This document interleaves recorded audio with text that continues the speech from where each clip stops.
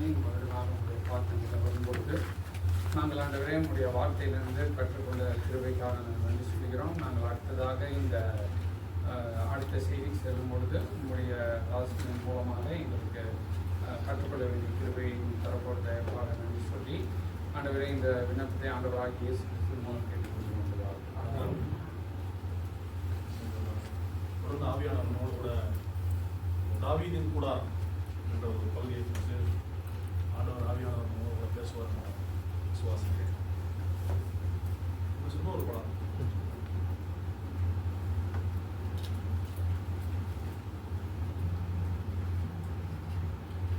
இது நம்ம எல்லாரும் அறிஞ்சிருக்கிறபடி இது ஆசிரியப்பு கூடாரம். மோசே தேவன் கொடுத்த ஆலோசனைப்படி மோசே உண்டாக்கின ஆசிரியப்பு கூடாரம். இதுதான் யூதர்களுடைய ஆசிரியப்பு கூடாரம். இதைத்தான் என்ன செய்யறாங்க, அவங்க எப்பொழுதும் ஃபாலோ பண்றாங்க. இனிமேல் அதான் கொஞ்சம் நாள் வச்சு ஃபாலோ பண்ணுவாங்க. அடுத்த படம் இதுல பார்க்கணும், நம்ம வாசல், பரிசுத்தம், மகா பரிசுத்தம், 3 பகுதி இருக்கு. அடுத்து தாவீதின் கூடாரத்தை குறித்து ஒரு படம். இது 2 மட்டும் படத்தை பார்ப்போம். அடுத்து நம்ம தேவையில்லை. இது தாவீதின் கூடாரம். இதுதான் தாவீதின் கூடாரம் இருந்துச்சு. தாவீதின் கூடாரத்தில் வாசல் கிடையாது, பரிசுத்த ஸ்தலம் கிடையாது. ஸ்ட்ரைட்டா உடன்படிக்கை இப்படி உள்ள இருக்கும். வெளியில எல்லாமே இப்படி ஓப்பனாக தான் இருக்கும். ஒன்லி மகா பரிசுத்தம் தான். அதுக்கு ஒரே ஒரு வழிதான் இருந்துச்சு. அப்படிதான் இருந்துச்சு தாவீதின் கூடாரம். போதும், நீங்க கூட ஆஃப் பண்ணிடுங்க. இதுக்காக தான் நான் காமிச்சேன். இப்போ தாவீதின் கூடாரத்தை பற்றி நம்ம பார்க்க போறோம். அது எதற்கு நிழலா இருந்தது அதை குறித்து நம்ம பார்க்க போறோம். இது மூலமாக ஆவியானவர் நம்மோட பேசுவார் நான் விசுவாசிக்கிறேன். சரி, வசனத்தோட வாசிக்கலாம். 1 நாளாகமம் 15ஆம் அதிகாரம். 1 நாளாகமம் 15:1.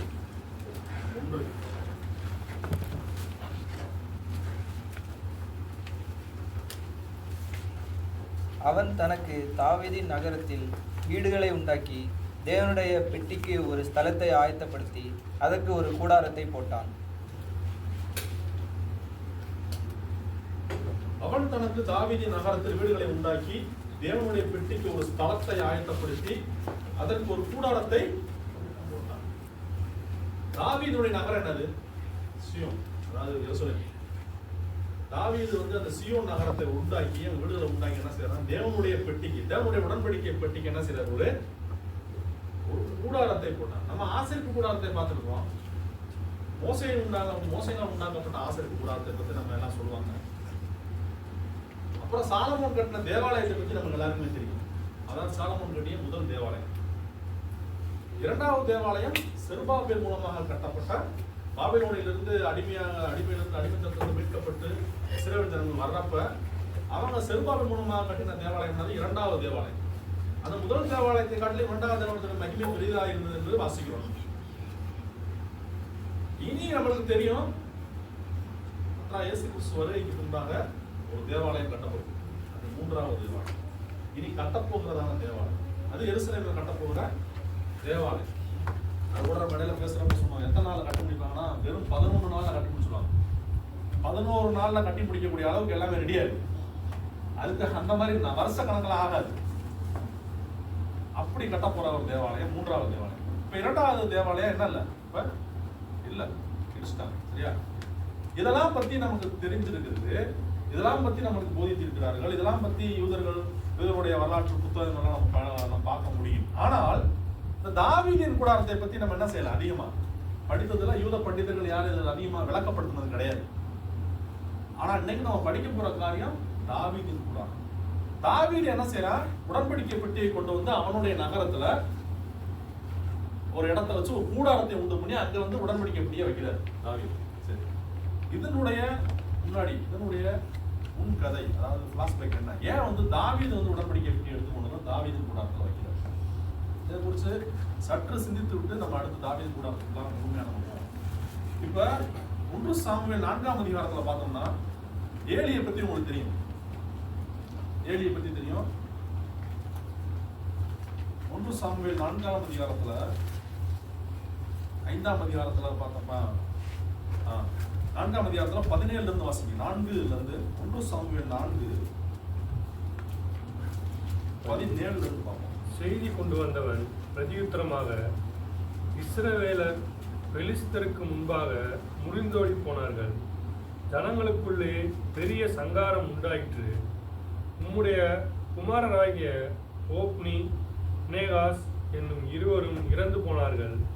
தேவனுடைய பெட்டியும் பிடிபட்டு போயிற்று என்றான்.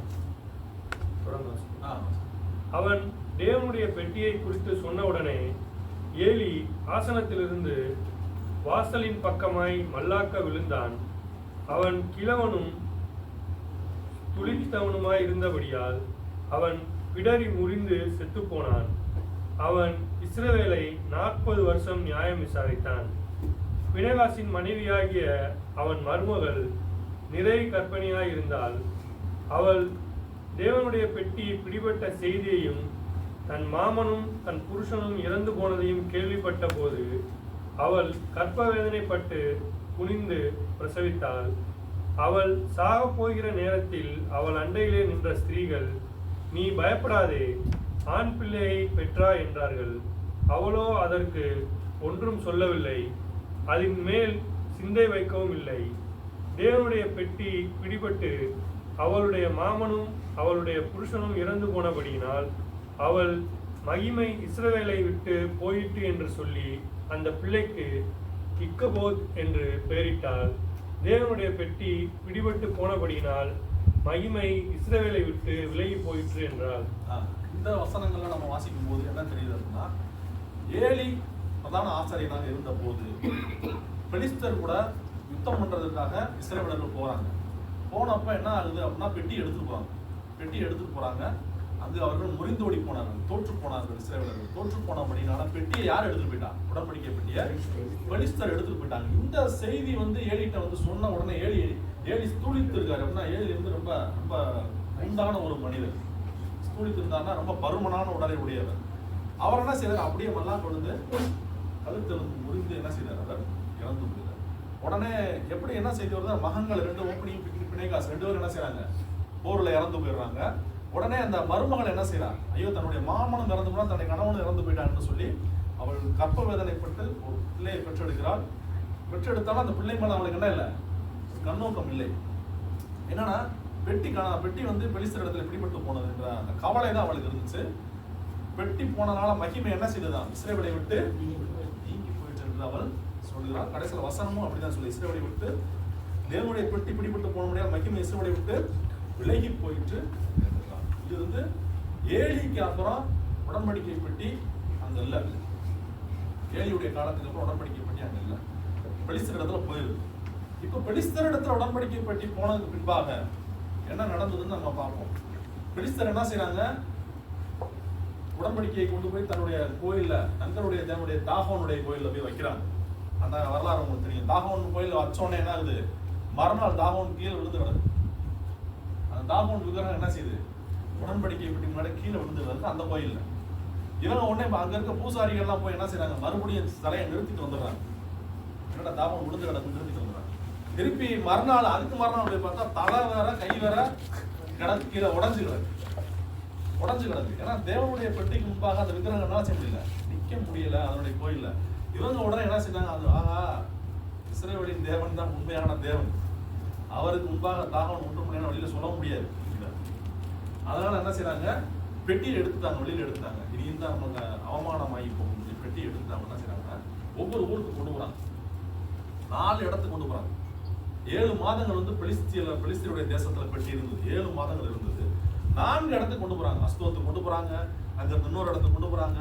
எங்க பெட்டி போதோ அங்க இருக்க ஜனங்களுக்கு வியாதி இருந்தது, மூல வியாதி எல்லாருக்கும் வந்தது. அந்த பெட்டி போற இடத்துக்கு வந்தது. அங்க போய் அவங்களுக்கு வியாதி வந்தா உடனே அங்க இருந்து ஐயா இங்க இருந்து பெட்டியை வேற இடத்துக்கு கொண்டு போவாங்க அப்படின்னா, அங்க போய் போட்டா அங்க அந்த வியாதி வர ஆரம்பிச்சது அங்க உள்ள ஜனங்களுக்கு. கடைசியில் அவங்க என்ன செய்யறாங்கன்னா, இனி பெட்டி இங்க இருக்கிறதுக்கு நமக்கு நல்லது இல்லை அப்படின்னு சொல்லி என்ன செய்யறாங்க? பெட்டிக்கு ஒரு வண்டியை ஏற்பாடு பண்றாங்க. என்ன வண்டி ஏற்பாடு பண்றாங்க? மாட்டு வண்டியை நல்லா ஒரு சாரட் வண்டி மாதிரி தேர் மாதிரி செஞ்சு மாடை 2 கிலோ கூட்டி பெட்டியை உள்ள வச்சு நம்ம அப்படியே அனுப்பிச்சு விடுவோம் அப்படின்னு சொல்லி அவங்க அனுப்பிச்சு விடுறாங்க. அதை நம்ம தொடர்ந்து பார்த்தோம்னா பெட்டி எங்க வருது அப்படின்னா பெல்சிமேன்னு சொல்லி ஒரு இடத்துக்கு வருது.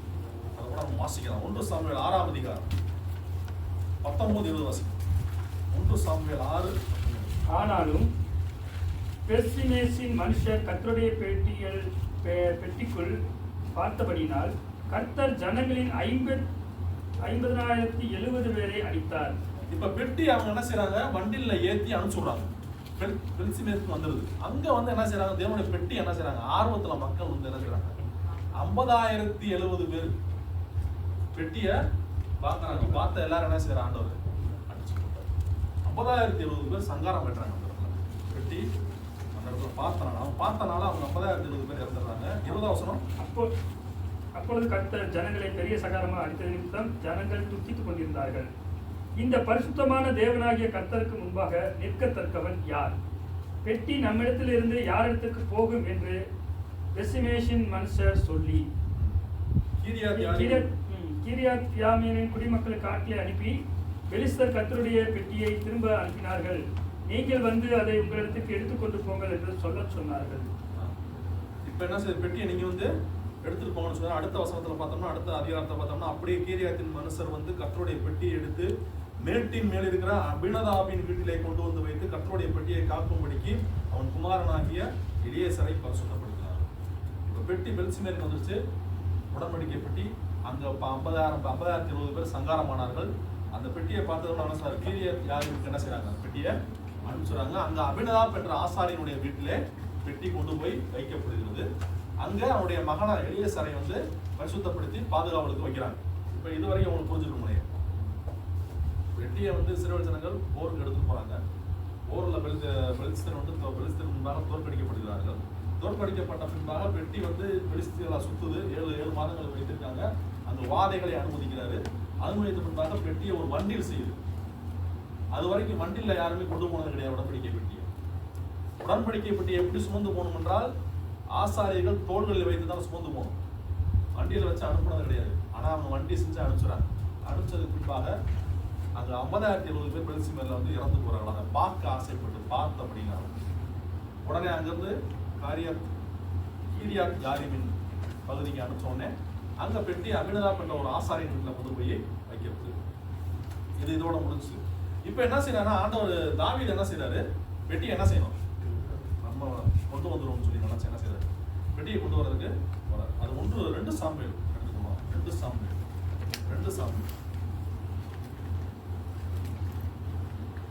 6ஆம் அதிகாரத்துல 2 சாமுவேல் 6 1ஆம் வசனத்தின் வாசகம். பின்பு தாவீது இஸ்ரவேலர் எல்லாருக்குள்ளும் தெரிந்து கொள்ளப்பட்ட 30,000 பேரை கூட்டி கேருபீன்களின் நடுவே வாசமாயிருக்கிற சேனைகளுடைய கர்த்தரின் நாமம் தொழுது கொள்ளப்படுகிற தேவனுடைய பெட்டியை பாலை யூதாவில் இருந்து கொண்டு வரும்படி அவனும் அவனோடு இருந்த அந்த ஸ்தலத்தாரும் எழுந்து போய் தேவனுடைய பெட்டியை ஒரு புது ரதத்தின் மேல் ஏற்றி அதை கிபியாவில் இருந்து அபினதாபின் வீட்டிலிருந்து கொண்டு வந்தார்கள். அபினதாபின் குமாரராகிய ஊசாவும் அகியோவும் அந்த புது ரதத்தை நடத்தினார்கள். சரி, இப்ப 3 வருஷம் நம்ம வாசிச்சிருக்கோம். இப்ப தாவீது என்ன செய்யறாரு, உடன்படிக்கை பெட்டியை எடுத்துட்டு வரோம், தேவனுடைய பெட்டியை கொண்டு வரும்னு சொல்லி ஒரு 30,000 பேரை கூப்பிட்டு என்ன செய்யறாரு, பெட்டி எடுக்க போறாரு. பெட்டி எங்க இருக்கு, அபினதாபுடைய வீட்டுல இருக்கு. அபினதாபுடைய மகன் யாரு, 2 பேர், ஊசா அகியா. 2 பேர் இருக்காங்க, அகியோ 2 பேர் இருக்காங்க. அவங்க வந்து பெட்டியை புது ரதத்தை செஞ்சு வைக்கிறாங்க. புது ரதம், ஒரு ரதத்தை செஞ்சு என்ன செய்யறாங்க, பெட்டியை கொண்டு வருது. ஏன்னா இந்த ஃபாலோ பண்ணது யாரு, பெலிஸ்தரை பார்த்து இவங்க ஃபாலோ பண்றாங்க. பெலிஸ்தர்களை பார்த்து இவங்க என்ன செய்யறாங்க, அவங்களே வண்டியில் அனுப்பிச்சிட்டாங்க, நம்ம என்ன செய்வோம், ஒரு ரதத்தை ரெடி பண்ணிடுவோம் சொல்லி ஒரு ரதத்தை அவங்க ரெடி பண்ணி கொண்டு வராங்க. 4ஆம் வசனத்துல தான் அவர்கள் தேவனுடைய பெட்டியை ஏற்றி அதை கிபியாவில் இருக்கிற அபினதாபின் வீட்டிலிருந்து நடத்தி கொண்டு வருகிற போது அகியேர் பெட்டிக்கு முன்னாலே நடந்தான். தாவீதும் இஸ்ரவேல் சந்ததியார் அனைவரும் தேவதாரு மரத்தால் பண்ணப்பட்ட சகலவித கீத வாக்கியங்களோடும் சுரமண்டலம், தம்புரு, மேளம், வீணை, கைத்தாளம் ஆகிய இவைகளோடும் கர்த்தருக்கு முன்பாக ஆடி பாடி கொண்டு போனார்கள். இப்ப என்ன பாக்குறோம், தாவீது ஒரு புது சிஸ்டத்தை கொண்டு வர என்ன செய்யறாரு, புது ரதம். 2வது பாத்தீங்கன்னா முன்னாடி எல்லாத்தையும் மேத வாக்கியங்களோட என்ன செய்யறாரு, ஆடிக்கொண்டு போகிற ஒரு முறைமையா. இதுக்கு முன்னாடி ஆடிக்கொண்டு போனதில்லை, அப்படி செய்தது கிடையாது. ஆடிக்கொண்டு போகிற ஒரு புதிய முறையை அவர் என்ன செய்யறாரு, கொண்டு வராரு. அவர்கள் நாகோனின் களம் இருக்கிற இடத்திற்கு வந்தபோது மாடுகள் மிரண்டு பெட்டியை அசைத்தபடினால் ஊசா தேவனுடைய பெட்டியிடமாய் தன் கையை நீட்டி அதை பிடித்தான். இப்ப என்ன செய்யறான்? மாடுகள் என்ன செய்யுது? மிரண்டுனே பெட்டி என்ன செய்யுது? சாய போதுனே ஊசா, அகியோவுடைய அண்ணன் ஊசா, அபினதாபின் மகன் ஊசா. ஏன்னா அவங்க வீட்டுல தான் 20 வருடமா பெட்டி இருந்தது. அவர் என்ன செய்யறாரு? சரி பெட்டி விழுகக்கூடாது அப்படின்னு என்ன செய்யறாரு? போய் அவரும் ஆசாரியர் தான். ஊசா ஆசாரிய குடும்பத்தை சேர்ந்தவர் தான். பெட்டியை தொட்டவனை என்ன செய்யறாரு? அப்பொழுது கர்த்தருக்கு ஊசாவின் மேல் கோபம் உண்டது. அவனுடைய துணிவின் நிமித்தம் தேவன் அங்கே அவனை அடித்தான். அவன் அங்கே தேவனுடைய பெட்டி அடையிலே செத்தான். ஊசாவை தேவன் அடித்த காரியம் இது எல்லாருக்குமே தெரிஞ்ச காரியம். ஏன் ஊசாவை தேவன் அடித்தார்? ஊசா ஆசாரியன் குடும்பத்தை சேர்ந்தவன், அபினதாபுடைய மகன். அபினதாப் ஆசாரியன், அபினதாபுடைய மகன் தான் ஊசா. ஏன் அடித்தான் என்றால் ஆண்டவர் சிலருக்கு சில பொறுப்பை கொடுத்திருந்தார். ஆரோன் வம்சத்திலே இருந்து வந்த ஆசாரியர்கள் மாத்திரம் தான் உடன்படிக்கை பெட்டியை தொட முடியும், கொண்டு போக முடியும். இவர் என்ன வம்சத்திலிருந்து வந்தார்னா அவர் கோகாத்தின் வம்சத்திலிருந்து வந்தவர்.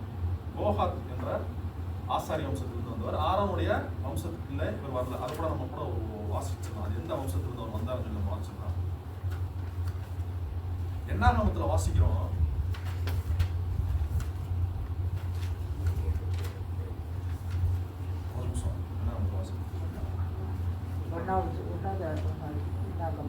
நம்பர்ஸ் 4ஆம் அதிகாரத்துல 4ஆம் அதிகாரத்துல 15ஆம் வசனத்தை வாசிக்கலாம். என்னாகமம் 4:15. யார் பெட்டியை தொடங்கும் அதை பத்தி போட்டு. ஆலயம் புறப்படும் போது ஆரோனும் அவன் குமாரரும் பரிசுத்த ஸ்தலத்தையும் அதனுடைய சகல பனிமுட்டுகளையும் மூடி தீர்த்த பின்பு. யார் அதை மூடணும்? தொட்டு ஆரோனும் அவன் குமாரரும் பரிசுத்த ஸ்தலத்தையும் அதனுடைய சகல பனிமுட்டுகளையும் மூடி தீர்த்த. மூடி எப்படி மூடுறது? தொடாம மூட முடியாது. தொட்டாதான் மூட முடியும், சுத்தப்படுத்த முடியும். அவங்க தான் என்ன செய்யணும்? ஆரோனுடைய அவங்க புத்திரர்கள் என்ன செய்யணும்? மூடணும். ஆனா மூடினதுக்கு அப்புறம் என்ன செய்யணும்? கோகாத் புத்திரர் அதை எடுத்துக்கொண்டு போகிறதற்கு வரக்கடவர்கள். அவர்கள் சாகாதபடிக்கு பரிசுத்தமானதை தொடாதிருக்க கடவர்கள். கோகாத் புத்திரர் என்ன செய்யணும்? கொண்டு போறதுக்கு வரணும், தூக்குறதுக்கு வரணும். ஆனா என்ன செய்யக்கூடாது? உடன்படிக்கை பெட்டிய தொடக்கூடாது. தொட்டா செத்துருவார். ஆண்டவர் சொன்ன கட்டளை அதான். ஆரோன் குடும்பத்தார் தான் பெட்டியை மூடணும், எடுக்கணும். ஆனா கோகாத் புத்திரர் என்ன செய்யக்கூடாது? பெட்டியை தொடக்கூடாது. இந்த அபினதாப்பு, ஊசா, அகியோனா யாரு? கோகாத் புத்திரர்களாக வந்தவர்கள். அப்புறம் அதன்படினால பிரதான ஆசாரியனா இருந்த அந்த ஊசா ஆசாரியன் அடுத்த ஆசாரியனாக வர வேண்டியவன். ஆனா அவன் தொட்டா கூட ஆண்டவர் என்ன செய்ய உடனே அடித்து. ஏன்னா அங்கிருந்து பெட்டி அங்கிருந்து கொண்டு வரது ஆண்டவருக்கு முதலாவது விருப்பம் இல்லை, பிடிக்கல. ஏன் பிடிக்கல? நல்லாதான் கொண்டு வராங்க. ஆனா அவங்க செய்த முறை என்ன? பெட்டிய நீங்க தண்டுகளை போட்டு தூக்கித்தான் கொண்டு வரணும். நீங்க ரதத்தை போட்டு கொண்டு வரக்கூடாது. அது ஆண்டவருக்கு மிகவும் பிரியமில்லாத காரியமாக போகணும். ஏற்கனவே பிரியமில்லாத நிலையில பெட்டியை தொட்டவன என்ன செய்யுது? ஆண்டவர் அடித்து போடக்கூடிய காரியமாக இருந்தது. இது நடந்துருச்சு. இது நடந்தோடனே தாவீது எப்படி இருந்திருக்கும்? போய் பெட்டியை எடுக்க போயிருக்காங்க. தாவீது என்ன செஞ்சிருக்காங்க? தாவீது ஆகா பெட்டியை நீ நம்ம எடுத்துட்டு வந்தோம்னா நம்ம ஏற்கனவே அதிபரிசுத்தமா இருக்கோம், இது என்ன ஆகும்? பெட்டியை தொட்டு நமக்கு ஏதாவது ஆயிரம் சொல்லிட்டு என்ன செஞ்சாரு? அதை வாசிக்க 8ஆம் வசனம். அப்பொழுது கர்த்தர் ஊசாவை அடித்தது நிமித்தம் தாவீது விசனப்பட்டு அந்த ஸ்தலத்திற்கு இந்நாள் மட்டும் வழங்கி வருகிற பேரேஸ் ஊசா என்னும் பெயரிட்டான். தாவீது என்ன செய்ய? விசனப்பட்டார். ரொம்ப துக்கமாயிடுச்சு. விசனப்படுறது துக்கமும் கோபமும் சேர்ந்த ஒரு காரியம். ரொம்ப விசனப்பட்டு என்ன செய்றாரு? இனி பெட்டியை நம்ம எடுத்து வந்தா தாவீது பயந்து என்ன செய்றாரு? அந்த இடத்துக்கு பேரை வச்சுட்டு ஊசா பேரை வச்சுட்டு பெட்டி என்ன செய்தார்? அடுத்து வாசிங்க.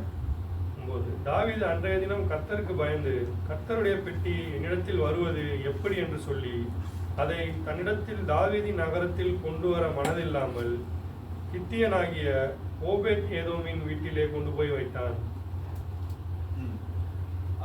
கர்த்தருடைய பெட்டி கித்தியனாகிய ஓபேத் ஏதோமின் வீட்டிலே 3 மாதம் இருக்கையில். ஓபேத் ஏதோமின் வீட்டில் எத்தனை மாசம் இருக்கு? 3 மாசம் பெட்டி இருக்கு. ஆண்டவர் என்ன செய்தார்? கர்த்தர் ஓபேத் ஏதோமையும் அவன் வீட்டார் அனைவரையும் ஆசீர்வதித்தார். தேவனுடைய பெட்டி நிமித்தம் 12ஆம் வசனம். கர்த்தர் ஓபேத் ஏதோமின் வீட்டையும் அவனுக்கு உண்டான எல்லாவற்றையும் ஆசீர்வதித்தார் தாவீது ராஜாவுக்கு அறிவிக்கப்பட்டது. அப்பொழுது தாவீது தேவனுடைய பெட்டியை ஓபேத் ஏதோமின் வீட்டிலிருந்து தாவீது நகரத்துக்கு மகிழ்ச்சியுடனே ஒரு எச்சரிப்பா என்ன செஞ்சு தாவீது என்ன செஞ்சாரு? சரி உடனே பெட்டி நம்ம கொண்டு வருவோம்னா ஓபேத் ஏதோமின் வீட்டு வச்சு 3 மாதங்கள் பார்க்கறாரு. 3 மாதங்கள் ஓபேத் ஏதோமின் வீட்டா ஆண்டவர் என்ன செய்யறாரு? ஆசீர்வதிக்கிறத பாருங்க. ஓ, அப்ப ஆண்டவர் ஆசீர்வதிக்க ஆரம்பிச்சாருன்னு சொல்லி சரி பெட்டியை நம்ம தாவீதின் நகரத்துக்கு கொண்டு வரும்னு சொல்லி அவர் என்ன செய்யறாரு? கொண்டு வரக்கூடிய ஒரு காரியமாக இருக்கு. இப்போ இதுவரைக்கும் நம்ம காரியங்கள் நம்ம பார்த்துருக்கோம். தாவீது எப்ப அவனுடைய நகரத்துக்கு அந்த பெட்டியை கொண்டு வரும், தாவீது நகரத்துக்கு பெட்டியை கொண்டு வரதுக்கு முன்பாக அந்த அந்த காரியங்கள்லாம் பார்த்துட்டோம். அந்த ஊசா என்ன செஞ்சாலும் அதை எடுக்கணும்னு நினைச்சு அபினதாபீட்ல இருந்து எடுத்து வரும்போது ஊசாவை தேவன் அடித்தார். அதற்கு 3 மாதங்கள் ஓபேத்-ஏதோம் வீட்டில் இருக்கு. அங்க இருந்துதான் பெட்டி எங்க வருது? உடன்படிக்கை பெட்டியை தாவீது என்ன செய்யறாரு? தாவீதின் நகரத்திற்கு கொண்டு வருகிற காரியம். இதான் உடன்படிக்கை பெட்டியை வந்து முன்னாடி இருந்த முன் கதை சுருக்கமாக இருக்குது.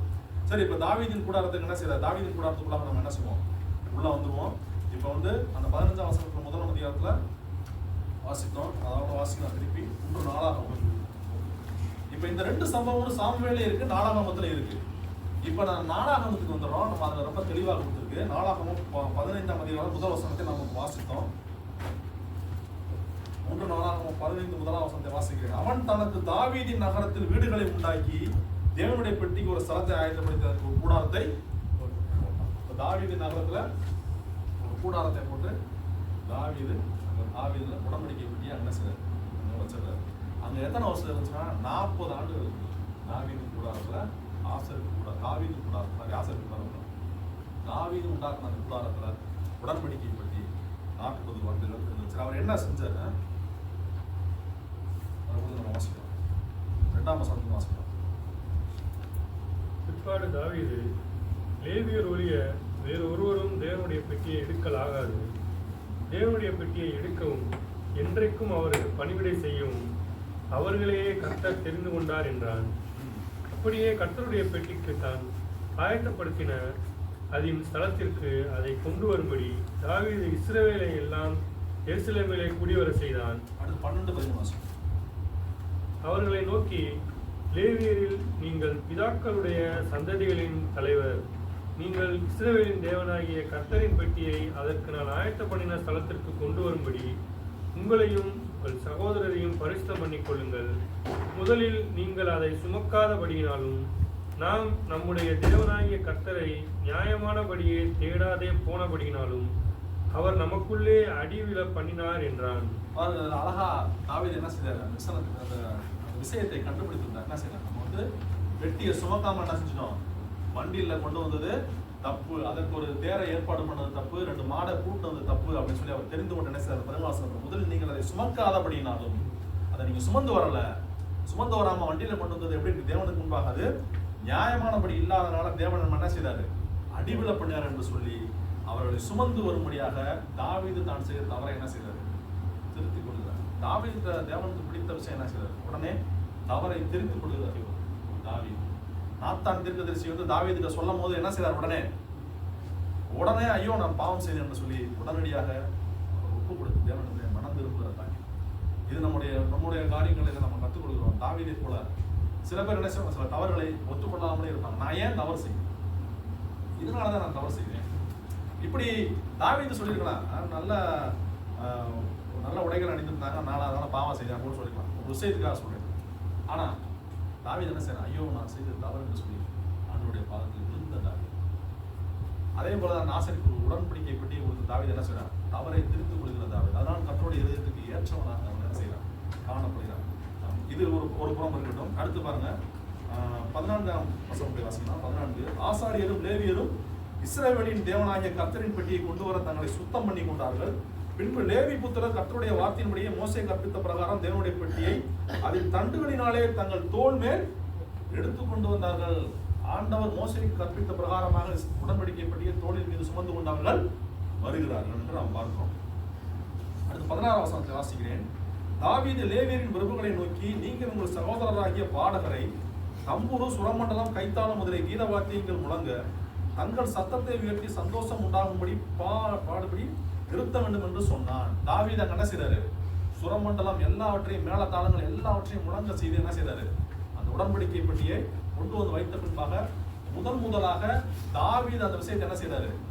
அறிமுகப்படுத்துகிற காரியமாக இருக்கிறது. இது ஒரு தீர்க்க தரிசனமாக இருக்கிறது. இது ஒரு முன் அடையாளமாக இருக்கிறது. இப்ப உடன்படிக்கை பெட்டி என்பது எதை குறித்து நமக்கு விளக்குகிறது? தேவன் உடன்படிக்கை பெட்டி என்னது? தேவனுடைய வார்த்தை. தேவனுடைய வார்த்தை தான் உடன்படிக்கை பெட்டியாக இருக்கிறது. ஏன்னா அதுலதான் 2 கற்பனைகள் என்ன செய்ய தேவன் கொடுத்திருந்தார். அது தேவனுடைய வார்த்தைக்கு ஒரு அடையாளமாக இருக்கிறது. தேவனுடைய வார்த்தை வருகிற போது என்ன செய்ய வேண்டும்? அதற்கு முன்பாக கீத வார்த்தைகள் முன்னேறி துதிக்கக்கூடிய ஒரு காரியமாக இருக்குது. நம்ம இன்னைக்கு கூட நம்ம ஒரு ஆராதனைக்கு வருகிறோம் என்றால் முதல்ல என்ன செய்யணும்? நம்ம பாட்டு பாடுறோம். தேவனை துதித்து பாட்டு பாடுகிற காரியமாக இருக்கிறது. இது தாவீது ஒரு முன் அடையாளமாக அதுவரை செய்ததில்லை. தாவீது ஒரு முன் அடையாளமாக அந்த இடத்துல செய்கிறார். இது எதை நினைவுபடுத்துகிறது? நம்ம கர்த்தராகிய இயேசு கிறிஸ்து வருகிற போது அவர் எப்படிப்பட்டவர்? அவர் வார்த்தையானவர். யோவான்ல என்ன வாசிக்கிறோம்? நம்ம 1ஆம் வசனத்துல தேவன் ஆதியிலே வார்த்தை இருந்த, அந்த வார்த்தை தேவனாய் இருந்தது, தேவனிடத்தில் இருந்தது வாசிக்கிறோம். அந்த வார்த்தை மாம்சமாகி இயேசு கிறிஸ்துவாக நமக்குள்ள என்ன செய்தாரு? அவர் வருகிற போது என்ன செய்தாங்க? தேவதூதர்கள் வந்து அவரை வாழ்த்தி பாடினார்கள் என்று பார்க்கிறோம். அவரை தேவதூதர்கள் வந்து என்ன செய்றாங்க? அவரை வாழ்த்தி பாடுகிறார்கள். இதுக்கு ஒரு முன்னடையாளமாக தாவீது என்ன செய்யறாரு? அந்த தாவீதின் கூடாரத்துல வைத்த பின்பாக அவர் என்ன செய்யறாரு? தாவீது பாடல் பாடுகிற மாதிரி மேல வாத்தியங்களை வாசியங்கள் என்று சொல்லி என்ன செய்யறது? ஒரு அறிமுகப்படுத்தக்கூடிய ஒரு காரியமாக இருக்கிறது. இது கர்த்தராகிய இயேசு கிறிஸ்துவின் வருகைக்கு ஒரு அடையாளமாக, ஒரு முன் அடையாளமாக, தீர்க்க தரிசனமாக அந்த காரியத்தை என்ன செய்யறாரு? தாவீது செய்கிற. இதெல்லாம் தாவீதுக்கு தெரியாது. ஆண்டவர் என்ன செய்யறாரு? தாவீதின் மூலமாக செய்ய சொல்கிற காரியமாக இருக்கிறது. அடுத்து வாசிங்க, 27ஆம் வசனத்தை வாசிக்கலாம். தாவீது என்ன செய்தார்? வாசிங்க. தாவீதும் பெட்டியை சுமக்கிற சகல லேவியரும் பாடகரும் பாடகரின் வேலையை விசாரிக்கிற தலைவனாகிய கெனானியாவும் மெல்லிய புடவையான சால்வைகளை தரித்திருந்தார்கள். தாவீது சணல் நூல் ஏபோத்தை தரித்திருந்தான். சணல் நூல் ஏபோத்தை யார் தரிக்க முடியும்? ஆசாரியன் தான் தரிக்க முடியும். ஆசாரியன் தான் என்ன செய்யணும்? சணல் நூல் ஏபோத்தை தரித்து, ஆண்டவர் என்ன சொல்றாரு? என்னுடைய சந்நிதிக்கு வரும்போது என்ன செய்யணும்? சணல் நூல் ஏபோத்தை தரித்து கொண்டு வர வேண்டும் என்று ஆசாரியன் சொல்றாரு. ஆனா இந்த இடத்துல யார் தரிச்சிருக்கிறார்? ராஜாவாகிய தாவீது என்ன செய்யறாரு? சணல் நூல் ஏபோத்தை தரித்திருக்கிறார். அது முதல்ல செய்யக்கூடாது. ஆனா என்ன செய்யறாரு? ஆண்டவர் இந்த இடத்துல அனுமதி கொடுக்கிறார். தாவீது என்ன செய்யறாரு? சணல் நூல் ஏபோத்தை தரிக்கும்படியாக என்ன செய்யறாரு? அது பாடி ஆடி பாடி வருகிற போதுதான் சவுலோட மகள் என்ன சொல்றாரு? என்ன அப்படி ஒரு ராஜா வந்து ஆடி பாடி வந்து இருக்காரு அவர் சொல்லக்கூடிய காரியமாக இருக்கிறது. ஆனா அந்த அவன் செய்த காரியமானது என்ன? எதை நினைவுபடுத்துகிறது? பழைய ஆசரிப்பு முறைமையில் இருந்து புதிதாக தாவீது செய்கிற அந்த காரியமானது ஒரு ராஜா என்ன செய்கிறான்? ஆசாரியனாக மாறுகிறான். ஒரு ராஜாவும் ஆசாரியனமாக மாறுகிறான். அப்ப அதே எந்த முறையின்படி வருகிறான்? அவன் மெல்கிசேதேக்கின் முறைமையின்படியாக ராஜாவாகவும் ஆசாரியனாகவும் வந்த பிரகாரமாக தாவீதும் ஒரு ராஜாவாக தாவீது ஒரு ஆசாரியனாக அந்த என்ன செய்கிறார்? மாறக்கூடிய காரியமாக இருக்கிறது. அது யாருக்கு ஒரு முன்னடையாளமாக இருக்கிறது? கர்த்தராகிய இயேசு கிறிஸ்து எப்படி வருகிறார்? அவர் ராஜாவாகவும் ஆசாரியனாகவும் வரப்போகிறார். அதை நினைவுபடுத்தக்கூடிய ஒரு தாவீது அந்த என்ன செய்கிறார்? அந்த தாவீதுடைய நகரத்திலே, தாவீதுடைய கூடாரத்திலே அது பெட்டி வைக்கிற போது அவன் அப்படியாக ஆடி பாடி தேவனை மகிமைப்படுத்தி ஒரு தீர்க்க தரிசனமாக தன்னை என்ன செய்கிறான்? வெளிப்படுத்த போகிறான். இனி என்ன வரப்போகிறது? கிருபையின் காலம் வரப்போகிறது.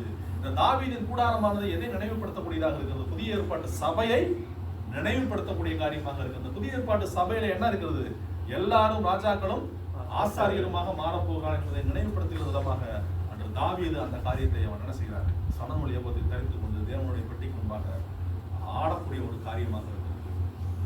மோசேயின் மூலமாக கொடுக்கப்பட்ட அந்த ஆசரிப்பு கூடாரத்துக்கு எப்படி இருந்துச்சு? 3 வழிகள் இருந்துச்சு. ஆனா தாவீது நம்ம பார்த்த பாருங்க, தாவீது வைத்திருக்கக்கூடிய அந்த கூடாரத்துக்கு எப்படி இருந்தது? ஒரே வழிதான். அதை தாவீது அப்பொழுதே என்ன செய்தார்? செய்து காண்பித்தார் என்று பார்க்கிறோம். தாவீது அப்போதே அதை செய்து முடித்தார். அப்பொழுதே என்ன செய்தார்? அந்த பரிசுத்தத்தை எடுத்து விட்டு மகா பரிசுத்தத்துக்குள்ள நேராக எல்லாரும் வரும்படியாக புறஜாதிகளுக்கும் ஒரு வழியை தேவன் ஆயத்தப்படுத்தி வைத்திருக்கிறார் என்பதை தாவீது அந்த இடத்துல என்ன செய்தார்? வெளிப்படுத்தக்கூடிய ஒரு காரியமாக இருந்தது. அதுதான் தாவீதுடைய கூடாரமாக இருக்கிறது என்று பார்க்கிறோம். தாவீதுக்கு பின்பாக 40 வருஷத்துக்கு பின்பாக என்ன இல்ல? தாவீதின் கூடாரம் இல்லாம போயிடுது. ஏன்னா சாலமோன் தேவாலயத்தை கட்டிட்டார். சாலமோன் தேவாலயத்தை கட்டினோம்னா பழைய ஆசரிப்பு முறை என்ன செய்தது? வந்துருச்சு. பழையபடி வாசல் அந்த பிரகாரம் மகா பரிசுத்தலம் இப்படி போயிடுச்சு. பரிசுத்தம் இருந்துச்சு. ஆனா தாவீதின் கூடாரத்தில் அப்படி என்ன இல்லை? அப்படி இல்லை. அப்படி இருந்தது. இது தேவனுடைய பின்னாடி நமக்கு கிருபையின் காலத்தில் வரப்போகிற புதிய ஏற்பாட்டு விசுவாசிகளுக்கு ஒரு முன்னுதாரணமாக, புறஜாதிகளுக்கு ஒரு முன்னுதாரணமாக என்ன செய்தது? தாவீது அன்றைய தீர்க்க தரிசனமாக என்ன செய்தார்? ஒரு ஆச்சரியமான ஒரு தீர்க்க தரிசனமாக அவர் என்ன செய்தார்? செய்தி முடித்தார் என்று நாம் பார்க்கிறோம். அடுத்து என்ன செய்தார்? 16ஆம் அதிகாரத்துல 16 1ஆம் வசனம்.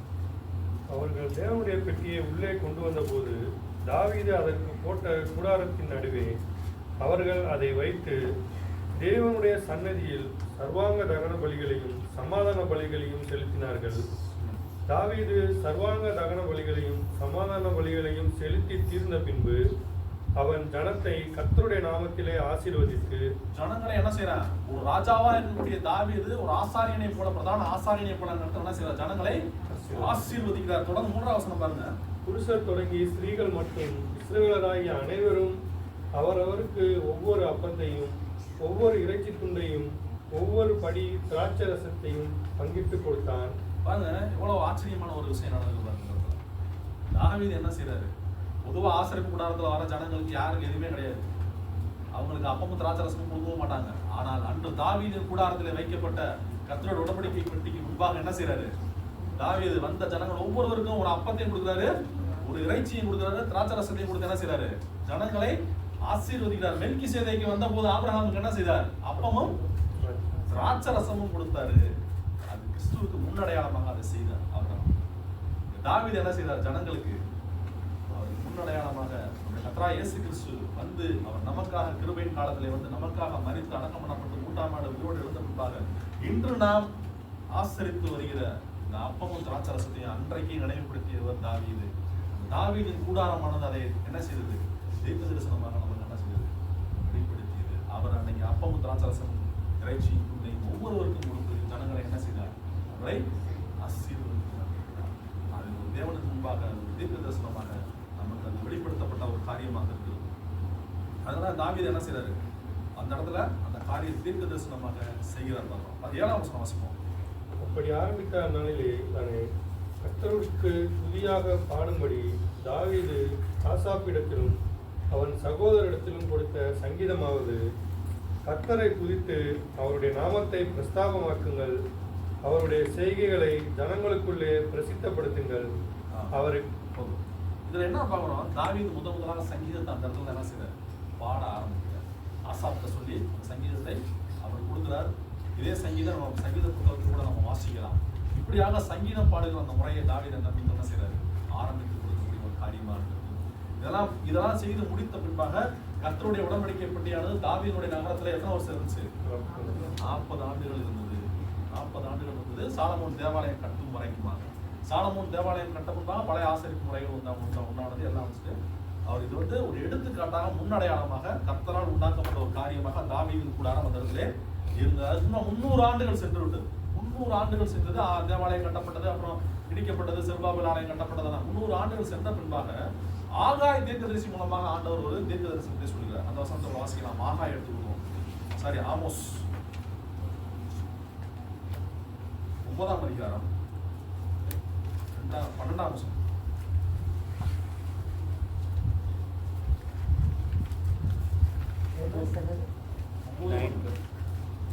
அந்நாளிலே விழுந்து போன தாவீதின் கூடாரத்தை நான் திரும்ப எடுப்பித்து அதன் திறப்புகளை அடைத்து அதில் பழுதாய் போனதை சீர்படுத்தி பூர்வ நாட்களில் இருந்தது போல அதை ஸ்தாபிப்பேன் என்று இதை செய்கிற கர்த்தர் சொல்கிறார். அதற்கு முன்பாக 300 ஆண்டுகள் முன்பாக ஆமோஸ் தீர்க்கதரிசி மூலமாக ஆண்டவர் என்ன செய்யற இடத்துல பேசுறாரு. என்ன சொல்றாரு? அந்நாளிலே விழுந்து போன தாவீதின் கூடாரம்.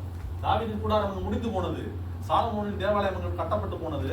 அங்க தாவீதின் கூடாரத்தை என்ன செய்யறாரு? கர்த்தர் மீண்டுமாக எழுப்ப போகிறேன் என்று சொல்றாரு. அந்நாளிலே விழுந்து போன தாவீதின் கூடாரத்தை நான் திரும்ப எடுப்பித்து அதன் திறப்புகளை அடைத்து அதன் பழுதாய் போனதை சீர்படுத்தி பூர்வ நாட்களில் இருந்தது போல அதை ஸ்தாபிப்பேன் என்று இதை செய்கிற கர்த்தர் சொல்லுகிறார். இந்த தீர்க்க தரிசனம் எங்க நிறைவேறிச்சுன்னா அப்போஸ்தலர் நடவடிக்கைகள் என்ன செய்யறது? எந்த தீர்க்க தரிசனம் நிறைவேற காரியமா இருக்கிறது? இந்த 15ஆம் அதிகாரம் அப்போஸ்தலர் எடுத்துக்கோனா அப்போஸ்தலர் 15ல பாத்தீங்கன்னா பவுல் பர்னபா எல்லாரும் ஊழியம் செய்து விட்டு புறஜாதிகளின் மத்தியில ஊழியம் செய்யறாங்க. அப்போஸ்தலர்கள் அவங்க செய்து முடித்து விட்டு அப்போஸ்தலர் கூடுகிற அந்த சபைக்கு வருகிற போது, அந்த சங்கத்துக்கு வருகிற போது அங்க என்ன சொல்றாங்க? இப்படியாக புறஜாதிகளும் ரட்சிக்கப்பட்டிருக்கிறார்கள், புறஜாதிகளும் தேவனோடு சேர்க்கப்பட்டிருக்கிறார்கள், புறஜாதிகளும் கிறிஸ்துவை ஏற்றுக்கொண்டிருக்கிறார்கள் என்று வந்து என்ன சொல்றாங்க? பவுல் என்ன சொல்றாரு? வந்து சொல்றாரு. பவுலும் பர்னபாவும் சொல்றப்ப அங்க இருக்க அவங்க யூதர்களாகிய கிறிஸ்துவர்கள் என்ன சொல்றாங்க பாருங்க. 5ஆம் வசனம் பாருங்க. 15:5. அப்பொழுது பரிசேய சமயத்தாரில் விசுவாசிகளான சிலர் எழுந்து அவர்களை விருத்த சேதனம் பண்ணுகிறதும் மோசேயின் நியாயப்பிரமாணத்தை கைக்கொள்ளும்படி அவர்களுக்கு கற்பிக்கிறதும் அவசியம் என்றார்கள். அப்ப அவங்க என்ன சொல்றாங்க? பரிசேயர்களுடைய விசுவாசிகள் என்ன செய்றாங்க? சரி, அவங்க புறஜாதிகள் ரட்சிப்பட வந்துட்டாங்களா, அவங்களுக்கு நம்ம செய்யணும், என்ன செய்யணும்? விருத்த சேதனம் பண்ணணும். அவங்க விருத்த சேதனம் பண்ணாதான் நம்ம யூதர்களுடைய நடைமுறைக்குலாம் வர முடியும். இதை நம்ம புதுசா சட்டமா கொண்டு வரணும்னு சொல்றாங்க. ஆனா அந்த என்ன செய்யறாங்க? 12ஆம் வசனம் பாருங்க. அப்ப யாக்கோபு தான் அங்க வந்து ஹெட்டா இருக்காரு. யாக்கோபு என்ன எந்திரிச்சு என்ன சொல்றாரு பாருங்க. அப்பொழுது கூடி வந்திருந்த யாவரும் அமைந்திருந்து பர்னபாவும் பவுலும் தங்களை கொண்டு தேவன் புறஜாதிகளுக்குள்ளே செய்த அடையாளங்கள் அற்புதங்கள் யாவையும் விவரித்து சொல்ல கேட்டார்கள். என்ன செய்ய? பவுலும் பர்னபாவும் புறஜாதிகளுக்குள்ளாக தேவன் செய்த அற்புதங்களையும் அதிசயங்களையும் என்ன செய்யறாரு? விவரித்து அங்க சொல்றாங்க. அவர்கள் பேசி முடித்த பின்பு யாக்கோபு அவர்களை நோக்கி, சகோதரரே, எனக்கு செவி கொடுங்கள். தேவன் புறஜாதிகள் என்று தமது நாமத்திற்காக ஒரு ஜனத்தை தெரிந்து கொள்ளும்படி முதல் அவர்களுக்கு கடாட்சி தருவின விதத்தை சிமியோன் விவரித்து சொன்னாரே, அதற்கு தீர்க்கதரிசனுடைய வாக்கியங்களும் ஒத்திருக்கிறது. எப்படி எனில், மற்ற மனுஷரும் என்னுடைய நாமம் தரிக்கப்படும் சகல ஜாதிகளும் கர்த்தரை தேடும்படிக்கு நான் இதற்கு பின்பு வந்து விழுந்து போன தாவீதின் கூடாரத்தை மறுபடியும் எடுப்பித்து அதிலே பழுதாய் போனவைகளை மறுபடியும் சீர்படுத்தி அதை செவ்வையாக நிறுத்துவேன் என்று வேலையெல்லாம் செய்கிற கர்த்தர் சொல்லுகிறார் என்று எழுதி இருக்கிறது. இந்த இடத்துல என்ன சொல்றாரு? புறஜாதிகள் மத்தியில் இப்படியாக நடந்திருக்கிறதே அற்புதமான அதிசயங்களும். இதை வந்து தேவன் என்ன சொல்லியிருக்காரு? ஆமோஸ் தீர்க்கதரிசி 9ஆம் அதிகாரம் 12ஆம் வசனத்துல சொன்ன பிரகாரமாக தாவீதின் கூடாரத்தை மீண்டுமாக எடுத்து என்ன செய்கிறாரு? கட்ட போறார். அப்ப தாவீதின் கூடாரமானது எதை நினைவுபடுத்துகிறது? புறஜாதிகளாகிய நாம் ரட்சிக்கப்பட்டு புறஜாதிகளோடு யூதர்களாக இருந்தாலும் சரி, யாராக இருந்தாலும் சரி, எல்லாரும் வந்து அமர்ந்து தேவனை ஆராதிக்க முடியாத ஒரு கூடாரம் தான் தாவீதின் இந்த கூடாரமாக இருக்கிறது. இந்த கிருபையின் காலத்துக்குள்ளாக அதைத்தான் தாவீதின் கூடாரம் என்ன செய்யுது? நினைவுபடுத்தியதப்பா. அப்ப கர்த்தருடைய திட்டத்தை பாருங்க. கர்த்தருடைய திட்டம் அடுத்த வசனம் பாத்தீங்கன்னா அழகா ஆண்டவர் சொல்லுவாரு. 18ஆம் வசனத்துல, உலக தோற்றம் முதல் தேவனுக்கு தம்முடைய கிரியைகள் எல்லாம் தெரிந்திருக்கிறது. உலக தோற்றத்துக்கு முன்பாகவே தேவன் என்ன செய்தார்? இதை தெரிந்து வைத்திருக்கிறார், இதை திட்டம் பண்ணி வைத்திருக்கிறார். புறஜாதிகளாக நாம் ரட்சிக்கப்படும்படியாக ஆண்டவர் முன்குறித்திருக்கிறபடி நான் என்ன செய்யறாரு? நம்முடைய மத்தியிலும் அவர் ரட்சிப்பை வழங்கி இருக்கிறார். இதற்கு நிழலாட்டமாக தாவீது அந்த இடத்துல என்ன செய்தாரு?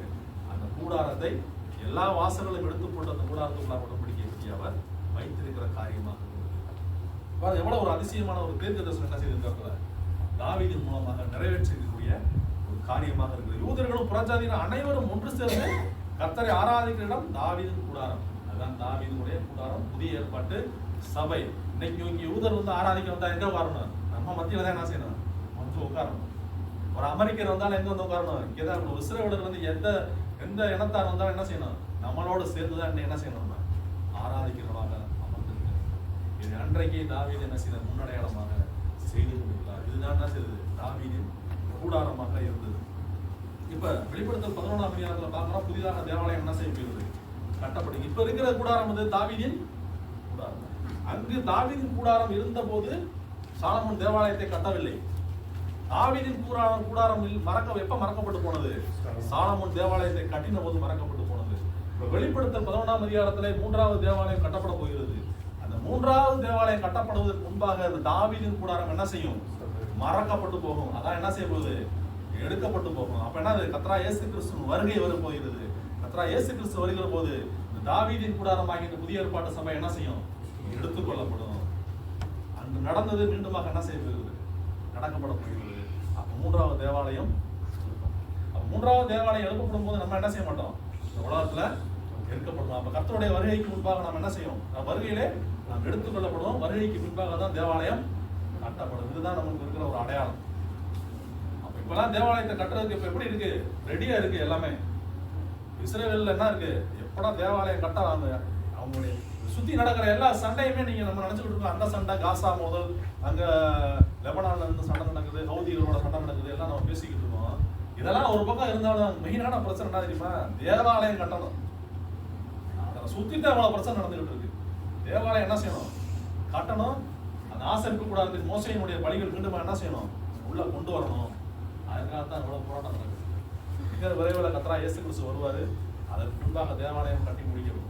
நம்ம அந்த வருகையில தாவீதின் கூடாரமாகிய இந்த புதிய ஏற்பாட்டு சபையானது என்ன செய்ய போகிறது? எடுத்துக்கொள்ளப்பட போகிறது. தாவீதின் கூடாரத்தை தான் என்ன செய்யறது? எழுதி வைத்திருக்கிறார். இப்ப பாருங்க, இந்த தாவீதின் கூடாரம் எங்க இருந்துச்சு? எங்க இருந்துச்சு? சீயோன்ல இருந்துச்சு. சீயோன்னா எருசலேமோட ஒரு பகுதி. எருசலேம்னா சீயோன்னு சொல்லுவாங்க. சீயோன் நகரத்துல தான் என்ன செய்யுது தாவீதின் கூடாரமானது இருந்தது.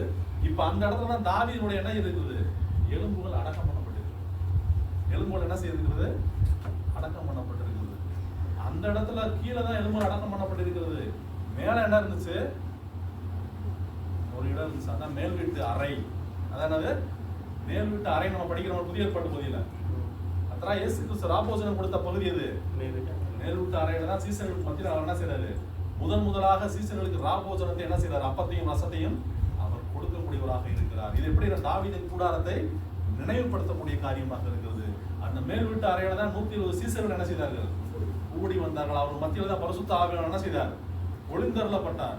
ஆனா எல்லாமே ஆண்டவர் என்ன செய்தாரு, தீர்க்க தரிசனமாக ஒரு அடையாளமாக செய்திருக்கிறார். எதுவுமே என்ன செய்யல, எதுவுமே அவர் சரியா செய்யாம கர்த்தர் செய்த எல்லாமே சரியாக செய்திருக்கிறார். அந்த தாவீதின் கூடாரம் இருந்த இடத்திலே தான், உடன்படிக்கைப்பட்டு இருந்த இடத்துல தான் தாவீதின் எலும்புகள் அடக்கம் பண்ணப்பட்டிருக்கிறது. அதற்கு மேலாக தான் அந்த சீயோனுக்கு மேலாக தான் மேல்வீட்டு அறை என்று சொல்லக்கூடிய இடம் இருந்தது. அங்குதான் அவர் ராபோஜனத்தை முதலாக சீசர்களுக்கு கொடுத்தார். அங்கே அவர் என்ன செய்றார், அப்பத்தையும் ரசத்தையும் என்ன செய்றார், கொடுக்கிறார். அதுக்கு முன்பாக யார் கொடுத்திருந்தா அந்த இடத்துல, தாவீது ஜனங்களுக்கு எல்லாருக்கும் கொடுத்து ஆசீர்வதித்தார். அதே போல கர்த்தராகிய இயேசு கிறிஸ்து சீசர்களுக்கு கொடுத்து அவர்களை ஆசீர்வதித்தார் என்று பார்க்கிறோம். இப்ப அதே இடத்துல தான் 120 சீசர்கள் கூடி இருக்கும் போது அவர் மத்தியிலே பரிசுத்த ஆவியானவர் வந்து இறங்கினார். அப்பொழுது அவர் பேர் பலவித பாஷைகளிலே, அந்நிய பாஷைகளிலே அவர் என்ன செய்தார்கள், தேவனை துதித்தார்கள். அது அங்க வந்து எல்லாருக்கும் எப்படி இருக்கு, எங்களுடைய தங்களுடைய பாஷையில அவங்க என்ன செய்யறாங்க, பேசுறாங்கன்னு சொல்லி அவங்க சொன்னாங்க. இதெல்லாம் எதை நினைவுபடுத்தியது, சகல ஜாதியிலும் சகல பாஷை பேசுகிறவங்க என்ன செய்ய போறாங்க, கர்த்தரிடத்துல என்ன செய்ய போறாங்க, வரப்போகிறார்கள். எந்த ஜாதியாக இருந்தாலும், எந்த இனமாக இருந்தாலும், எந்த தேசமாக இருந்தாலும், யாராக இருந்தாலும் எல்லாரும் கர்த்தரிடத்திலே வந்து அவரை துதிக்க போகிறார்கள், அவரை பாடப் போகிறார்கள், அவரை ஆராதனை செய்ய போகிறார்கள் என்பதை அது நினைவுபடுத்தக்கூடிய ஒரு காரியமாக அந்த என்ன செய்யுது இருந்தது. எல்லாமே தாவீதின் கூடாரத்துக்குள்ளாக என்ன செய்யறாங்க, நம்ம அதை பார்த்திருக்கிறோம். இதைத்தான் என்ன செய்யறார் ஆண்டவர் கர்த்தர் இந்த இடத்துல நமக்கு ஒரு உற்சாகப்படுத்தக்கூடிய ஒரு காரியமாக அந்த தாவீதின் கூடாரத்தை தேவனிடத்திலே நமக்கு வெளிப்படுத்தி இருக்கிறார். அந்த தாவீதின் கூடாரமானது புதிய ஏற்பாட்டு சபையாகிய நம்மை குறிக்கக்கூடியதாக இருக்கு. நம்ம கிடைக்கக்கூடிய அப்பம் ரசம் எல்லாம் தாவீது அன்னைக்கே என்ன செய்தாரு, தாவீதின் கூடாரத்திலே அவர் செய்து முடித்தார். இனி இப்ப இருக்க காலகட்டம் தாவீதின் கூடாரமாகிய காலகட்டமாக இருக்கிறது. இது எப்பொழுது எடுக்கப்பட்டு போகும், அவருடைய வருகையிலே எடுக்கப்பட்டு போகும். இப்ப ஆண்டவர் என்ன செய்தாரு, தாவீதின் கூடாரத்தை நிலைநிறுத்தி இருக்கிறார். ஒரு வசனத்தை வாசித்து முடிக்கலாம். ஏசாயா 16ஆம் அதிகாரம், ஏசாயா 16 5 வசனம். கிருபை நாளே சிங்காசனம் ஸ்தாபிக்கப்படும், நியாயம் விசாரித்து விருதமாய் நீதி செய்கிற ஒருவர் அதன் மேல் தாவீதின் கூடாரத்திலே நியாயாதிபதியாய் உண்மையோடு இருப்பார். இன்னொரு வாசிப்போம்.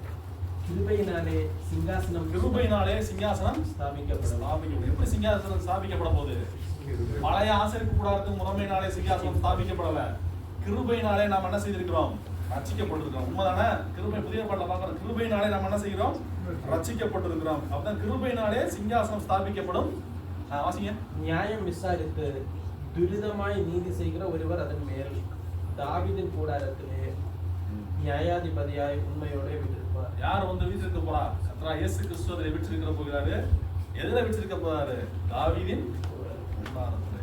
புதிய ஏற்பாட்டு சபையை அது நினைவுபடுத்தக்கூடிய ஒரு தீர்க்க தரிசனமாக அதன்படியாக கிருபையினாலே நாம் ரட்சிக்கப்பட்டிருக்கிறோம். புதிய ஏற்பாட்டு சபையிலே நாம் அங்கத்தினராக இருக்கிறோம். அதைத்தான் என்ன செய்யறாரு, அவர் நினைவுபடுத்தக்கூடிய காரியமாக இருக்கிறது. கர்த்தர் தாமே அந்த வார்த்தைகளை